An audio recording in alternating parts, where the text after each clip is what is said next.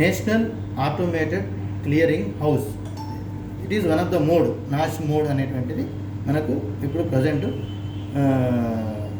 Bank తోటి డైరెక్ట్గా అతని అకౌంట్ నుంచి డెబిట్ అయ్యి మన ప్రీమియం అకౌంట్కి వచ్చేటువంటి విధానంలో ఇదొక సిస్టమ్. ఈసీఎస్ని కొద్ది అడ్వాన్స్ స్టేజ్కి వెళ్ళిపోయింది. సో మనకు నాచ్ యొక్క అవసరం ఏంది, అసలు నాచ్ అంటే ఏంటిది, ఈసీఎస్ను నాచ్ తోటి మైగ్రేట్ చేయాల్సిన అవసరం ఎందుకు వచ్చింది అనేటువంటి విషయాలు మనం తెలుసుకుంటే కనుక, నాచ్ అనేటువంటిది అన్ని లొకేషన్స్లో అవైలబిలిటీ ఉంది. దీని యొక్క పార్టిసిపేషన్ 1100 సిబిఎస్ బ్యాంక్స్ ఉంది. So validation of mandate by customers bank, ఎందుకంటే కస్టమర్ ఏ బ్యాంకులో అకౌంట్ ఉందో అతనికి ఆ మ్యాండేట్ ఆ బ్యాంకర్ వ్యాలిడేషన్ చేయాలి. And no possibility of debit from wrong account. NACH control ఏ విధంగా ఉంటుందంటే correct account, correct perfect accuracy ఉంటేనే డిడక్షన్ అవుతుంది. ఒకవేళ మనం రాంగ్ అకౌంట్ ఇచ్చినా కూడా రాంగ్ అకౌంట్లో డిడక్షన్ కాదు. అందుగురించి టు రెడ్యూస్ థ్రెట్స్, అంటే మోసాలు తగ్గించేటువంటి కోణంలో దీని యొక్క ఆవశ్యకత అనేటువంటి ఉంది. And invoice generation only and acceptance of mandate. మనకు నాచ్ సెంటర్ నుంచి ఇన్వాయిస్ అనేటువంటిది ప్రతి నెల జనరేట్ అవుతుంది. అది ఇప్పుడు నాచ్ మ్యాండేట్ అనేటువంటిది యాక్సెప్ట్ అయినప్పుడు మాత్రమే జనరేట్ అవుతుంది. Accounting of only clear funds, అంటే వాళ్ళ ఇన్సఫిషియెంట్ బ్యాలెన్స్ ఉంటేనే అది క్లియరెన్స్ అవుతుంది. Existing ECS policies will be migrated with notch అనమాట. అంటే ఇంతకుముందు మనకున్న మోడ్ ఈసీఎస్ అన్నీ కూడా ఆటోమేటిక్గా నాచ్కి కన్వర్ట్ అయిపోతుంది. సో బ్రాంచ్లో రిజిస్ట్రేషన్, మనం నాచ్ మ్యాండేట్ ఫామ్ రిజిస్ట్రేషన్ చేస్తాము. అండ్ మ్యాండేట్ రిజిస్ట్రేషన్ అయిన తర్వాత దాన్ని ప్రాసెస్ చేస్తాము. తర్వాత డివిజనల్ ఆఫీస్లో ఏం చేస్తారంటే ఈ మ్యాండేట్ని sponsor bank auto generation mail ద్వారా పంపించడం అనేది జరుగుతుంది. సో నాచ్ సెంటర్లో వాటన్నిటిని మళ్ళీ మెర్జ్ చేసేసుకొని వాటన్నిటికి సంబంధించినటువంటి ఫైల్ జనరేట్ చేసి ఆయా బ్యాంకులకి ఎవరెవరైతే బ్యాంకులకి పంపించాము. అందులో మనకి జనరేషన్ రిజెక్షన్ కానీ ఏమన్నా అంటే సిగ్నేచర్ తేడా ఉన్నా, లేదా మన మ్యాచ్ మ్యాండేట్ ఫిలప్ చేయడంలో తేడాలుగా ఏమన్నా మిస్టేక్స్ ఉన్నా రిజెక్షన్ చేయడం కానీ, ఒకవేళ యాక్సెప్టెన్స్ అయిన తర్వాత ఇన్వాయిస్ జనరేట్ చేయడం ఆన్ రెగ్యులర్ బేసిస్, తర్వాత ఏమైనా డిలే అయితే కూడా వాటికి రెస్పాండ్ కావటము, తర్వాత సక్సెస్ఫుల్గా ట్రాన్సాక్షన్స్ అన్ని చేయడానికి తర్వాత ఎప్పుడన్నా మనకు డిడక్షన్ కాకపోతే డిజైనర్ అయిపోతే ఆ డిజైనర్ లెటర్స్ కూడా నాచ్ సెంటర్ వాళ్ళే మనకు పంపేయడం అనేటువంటిది జరుగుతుంది.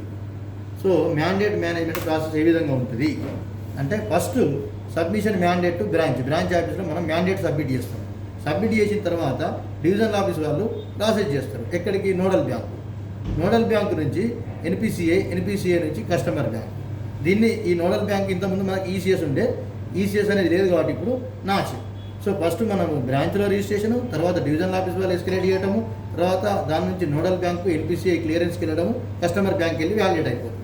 This is the original process of the notch.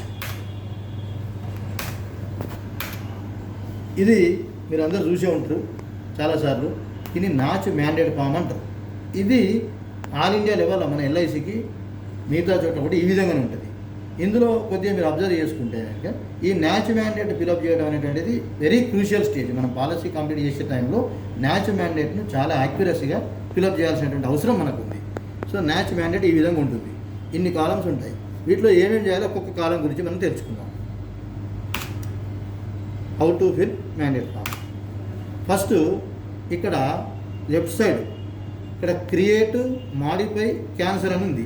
మీరు ఏ స్టేజ్లో అయినా, ఎన్బి స్టేజ్లో ప్రపోజల్ ఇచ్చేటప్పుడైనా, లేదా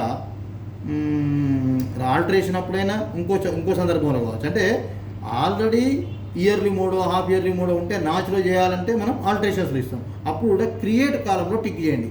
క్రియేట్, ఇక్కడ పైన క్రియేట్ అని ఉంది, దాంట్లో రైట్ టిక్ మార్క్ ఇక్కడ పైన చూడండి. Next UMRN, unique mandatory receipt number. ఈ మ్యాండేట్ ఎవరైతే అంటే రిసిప్ట్ చేసుకున్న ఆఫీస్ యూజ్ పర్పస్, మీరు దీంట్లో ఏం చేయాల్సింది, it should be leave blank, దీన్ని ఖాళీగా వదిలిపెట్టండి ఈ UMR నెంబర్ దగ్గర. తర్వాత డేట్ ఆఫ్ ఫిల్లింగ్ ఫామ్, మీరు ఏ రోజైతే నాచ్ ఫామ్ ఫిల్ చేస్తున్నారో ఆ డేట్ వేయండి.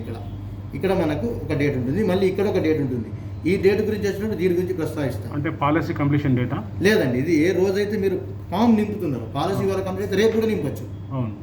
సో రేపటి డేట్ రేపటి ఏ రోజు మీరు రేపు కంప్లీట్ చేస్తే 2 రోజుల ముందు కూడా నింపొచ్చు మీరు. సో ఆ డేటే మనకు ఆ డేట్ వేస్తే సరిపోతుంది. ఇక్కడ మాత్రం ఈ డేట్ అనేది మనకు వెరీ ఇంపార్టెంట్.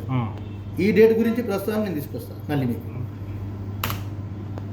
తర్వాత అకౌంట్ టైపు మనకు సేవింగ్సా, కరెంట్ అకౌంటా, ఎన్ని రకాల అకౌంట్స్, దాని మీద టిక్ చేయండి, రైట్ మార్క్తో టిక్ చేయండి. ఓకే. తర్వాత బ్యాంక్ అకౌంట్ నెంబర్ లెఫ్ట్ నుంచి రైట్ వరకు రాయమంటున్నాం. రైట్ సైడ్ ఇప్పుడు 15 అకౌంట్ 15 నెంబర్ల తర్వాత 15 డబ్బాల తర్వాత ఇక్కడ ఎక్కడ ఖాళీ ఉన్నా వాటిలో రాయకూడదు, వదిలేసేయాలి. క్రాస్ మార్కులు కానీ ఏం పెట్టద్దు.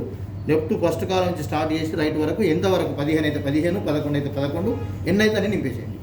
అకౌంట్ నెంబర్ కరెక్ట్గా 1కి 2 సార్లు చూసుకొని నింపండి దయచేసి. తర్వాత amount in words should be with amount to figure. ఇది మీరు వేయాల్సిన అవసరం లేదు. ఎన్బి స్టేజ్లో కానీ పిఎస్ స్టేజ్లో కానీ వాళ్ళు మ్యాండేట్ పంపేటప్పుడు వాళ్ళే వేస్తారు. ఎందుకు వేస్తారు అంటే ఇప్పుడు ప్రీమియం సపోజ్కి 100 రూపాయలు ఉందనుకోండి, దాని మీద 25% ట్యాక్స్ అని అసెంప్షన్. 25% కాదు, ప్రస్తుతం సర్వీస్ ట్యాక్స్ మనకు ఫస్ట్ ప్రీమియం మీద 4.5, ఫస్ట్ ఇయర్ ప్రీమియం అయిపోయిన తర్వాత సెకండ్ ఇయర్ నుంచి మనకు వచ్చేదాంట్లో 2.25.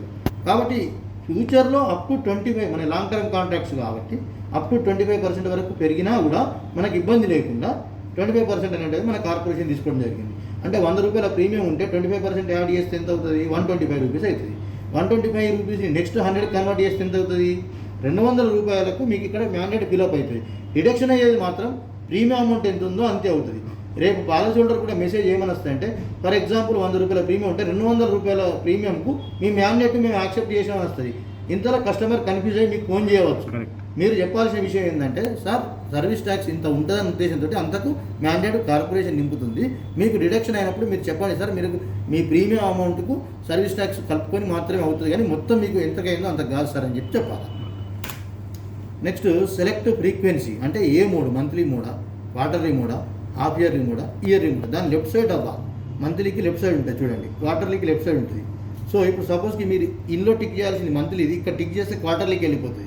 కాబట్టి మీరు ఇక్కడ టిక్ చేసేటప్పుడు కూడా అట్మోస్ట్ కేర్, చాలా జాగ్రత్తగా ఎక్కడుంది అనేది చూసి దాన్ని టిక్ చేయాలి ఆ బాక్స్లో. నెక్స్ట్ కస్టమర్ మొబైల్ నెంబర్, ఖచ్చితంగా కస్టమర్ మొబైల్ నెంబర్ వేయాలి. ఎందుకంటే అతనికి మ్యాచ్ యాక్సెప్ట్ చేసింది, మ్యాచ్ రిజెక్ట్ చేసింది, ఫర్దర్ కమ్యూనికేషన్ అంతా అతని మొబైల్ నెంబర్ మీద. అతనికి కూడా చెప్పాలి ఈ మొబైల్ నెంబర్ కంటిన్యూస్ ఉంచుకొని, చేంజ్ చేసే పద్ధతి పెట్టుకోకండి, ఎలాంటి కమ్యూనికేషన్ ఉన్నా వస్తుంది కాబట్టి. నెక్స్ట్ ఇక్కడ చూడండి, ఇది ఇంపార్టెంట్, ఈ డేట్, ఇది this is very important area. ఇక్కడ ఎన్బి డేట్ ఆఫ్ కంప్లీషన్ అంటే, ఫర్ ఎగ్జాంపుల్ మనం పాలసీ ఇప్పుడు ఈ మంత్ డిసెంబర్ అనుకుందాం, డిసెంబర్లో మనం ఈరోజు 15th ఉన్నాం అనుకుందాం, లేదా 15th రోజు కంప్లీట్ అయితే 15th వేయండి. మీరు డేటింగ్ బ్యాక్ సెప్టెంబర్ పెడితే 3 నెలలది సెప్టెంబర్ అని డేట్ ఆఫ్ కమెన్స్మెంట్ కాదండి, డేట్ ఆఫ్ కంప్లీషన్. పాలసీ ఏ రోజు కంప్లీట్ అయిందో ఆ రోజే వేయాలి, డేట్ ఆఫ్ కమెన్స్మెంట్ కాదు. ఓకే, ఇది ఇది ఇది చాలా జాగ్రత్త. ఎందుకనంటే ఇక్కడ మీరు డేటింగ్ బ్యాక్ పెట్టి డిఓసి డేట్ ఆఫ్ కమెన్స్మెంట్ తీసుకున్నారనుకోండి, 3 నెలల ప్రీమియం మీరు ఆల్రెడీ కడతారు, ప్లస్ ఒక 1 మంత్ది 2 మంత్స్ ఇన్ అడ్వాన్స్ కూడా నాచి మీరు పే చేస్తారు, ఎందుకంటే మ్యాండేట్ యాక్సెప్ట్ అయ్యేంత వరకు. ఇక్కడ ఏ రోజు కంప్లీట్ అయిందో ఆ రోజు వేయాలి. కింద మాత్రం ఆల్ ఎక్స్లు పెట్టుంటాయి, ఎందుకంటే మీరు డిసైడ్ చేయమది నా సెంటర్లో ఆటోమేటిక్గా ఫీడ్ అయిపోతుంది. అంటే after completion of term deduction ఆగిపోతుంది. నెక్స్ట్ పిఎస్లో మనం ఆల్టరేషన్కి ఇచ్చినప్పుడు వాళ్ళే వేసుకుంటారు, మీరు వేయాల్సిన పని లేదు. ఇది పిఎస్లో ఏ రోజైతే ఆర్ఎఫ్ఎం వ్యాలిడేషన్ చేసిండ్రో ఆ రోజే వేస్తారు. అందుకని ఇక్కడ మీరు చూడండి జాగ్రత్తగా 2 డేట్స్ మెన్షన్ చేయండి.